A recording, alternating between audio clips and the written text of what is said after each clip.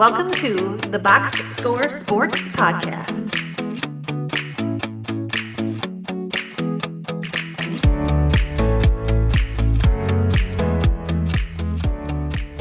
Welcome back, everybody, to the Box Score Sports YouTube channel. I'm your host, Ryan, and what we are doing is we are going to be previewing every single NBA team to celebrate tip-off week in the NBA. We're going to have videos of every team's, hopefully 10 minutes or less, of our favorite moves, least favorite moves. We're going to talk about questions, concerns. We're going to predict whether they're a playoff team, a contender, a lottery team, or a play-in team. We're going to hit on all those and every single teams. But before we get into it, like the video, subscribe to the channel, and let me know your thoughts on your favorite teams going into the season or on the team of each video that we will be posting.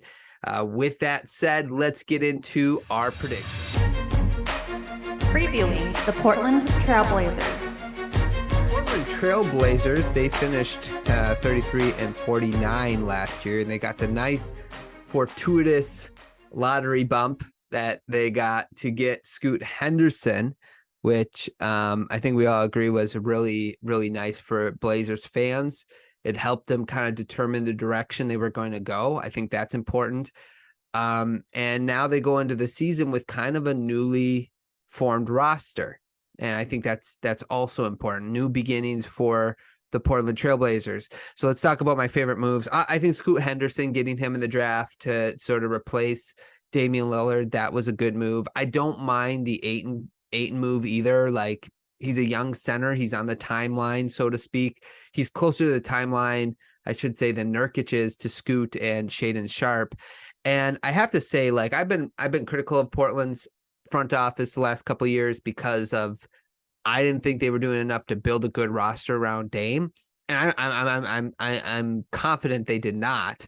But I really thought they nailed the trades. I thought they nailed the trades for Jrue Holiday. I thought they nailed the trade for Damian Lillard. Because they did that, they have more assets that they're also able to trade. I really love what the Blazers did for the most part this offseason. It was just, I think, it was pretty good for the Portland Trailblazers. Now, the least favorite move or my most concerning move or whatever is just a Jeremy Grant contract. And they gave Jeremy Grant that contract because they wanted to keep Dame at the time. And because that didn't work out, now they have this big contract. But the thing with Jeremy Grant that's kind of nice is that he is a tradable contract moving forward. Kind of tradable contract. I think there's teams that might get desperate that would be willing to trade enough for Jeremy Grant. I don't know if it's tradable contract. That might have been a misspoke there, but you might get a desperate team. I think it's 5 years, 150 million. So it's not like a tradable contract, but he is a player that teams might want on their team. So I'm kind of interested to see what happens there if Jeremy Grant, plays November, December, January, if they look to trade him this season, next season. But I also think with them having Henderson and Sharpe, I kind of don't want Grant taking away the ball from those two guys. I want those two guys to go, but Grant is actually pretty solid. He's not like great with the basketball, but he's solid with the basketball, and he knows that. So that's kind of, I wonder how they're going to figure out that dynamic. Now, with that being said, questions, comments, statement, concern, general discussion about them. I'm really excited to see Henderson and Sharpe grow together. I really am. I want those two guys to be the future of Portland. With that in mind, I want them to move on from Simons. I want them to move on from Brogdon and Grant. I just want them to build around Ayton and those two bigs. That's what I mean, those two guards, I should say, not bigs. They're not that big. And I think that they have an opportunity to build correctly around Scoot Henderson and Shaedon Sharpe. But you need long wing defenders. You can't try this thing where you have three guards out there.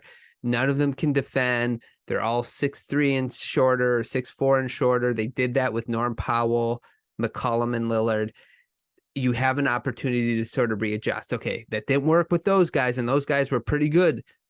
Can we try doing it a little differently with Scoot and Sharp, and we can't keep Simons. Brogdon either. So I'm interested to see if they're done making moves, or will they make more moves at the trade deadline. I think a lot of people would be interested in Simons. I think of the Orlando Magic, for instance, would probably really love to have someone like Simons.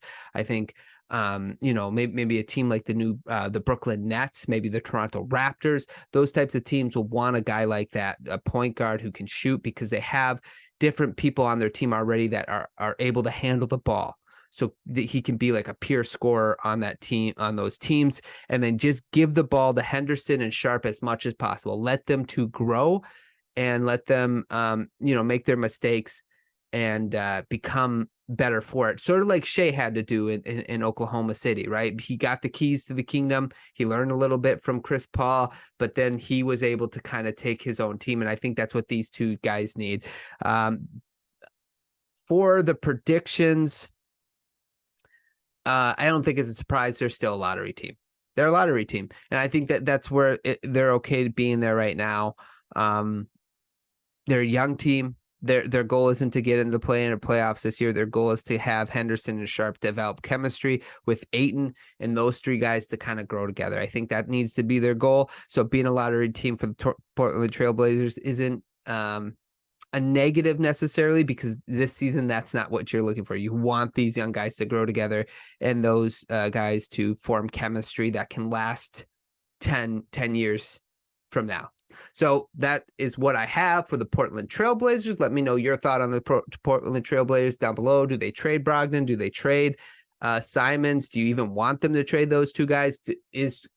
Let me know. Grant's contract, is it tradable? I don't think so. I misspoke, but I think people might be desperate enough to trade for him because he's a quality player. We'll see. How do you think the chemistry between Ayton and those two guards can go? Let me know in the comments down below. Subscribe to the channel, like the video. Thanks so much for watching, and we will talk to you guys soon. Thanks so much for watching this clip of the Box Score Sports podcast. I hope you guys enjoyed. If you haven't yet, please subscribe to our channel. Follow us on Instagram and Twitter or X. And we'll talk to you guys real soon. See ya.